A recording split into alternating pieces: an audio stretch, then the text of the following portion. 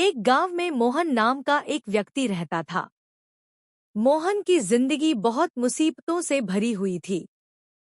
उसका परिवार बहुत गरीब था और उसकी पत्नी और बच्चे अक्सर भूखे रहते थे।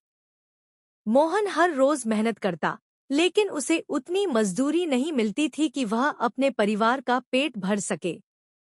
एक दिन जब मोहन काम से लौट रहा था, तो उसने रास्ते में एक बूढ़े व्यक्ति को देखा जो बहुत परेशान दिख रहा था।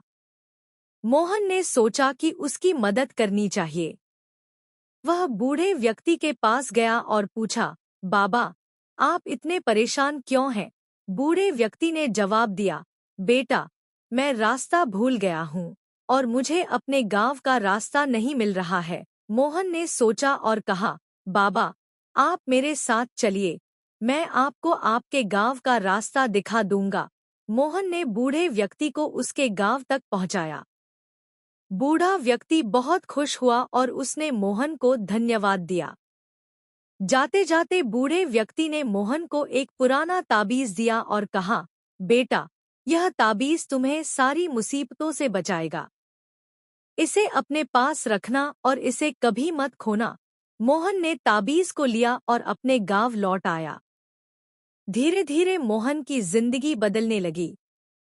उसे अच्छा काम मिलने लगा और उसकी आमदनी भी बढ़ने लगी। मोहन और उसकी पत्नी बहुत खुश था। मोहन कहना खाया और सोने चला गया। मोहन को एक सपना आया। सपने में बूढ़े व्यक्ति ने कहा, बेटा, तुम्हारी ईमानदारी और दूसरों की मदद करने की भावना ने तुम्हारी किस्मत बदल दी है।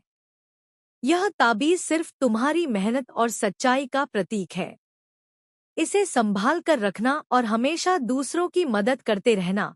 मोहन ने सपना देखकर अपनी आंखें खोलीं और उसने समझ लिया कि उसकी मेहनत और सच्चाई ही उसकी सबसे बड़ी ताकत है।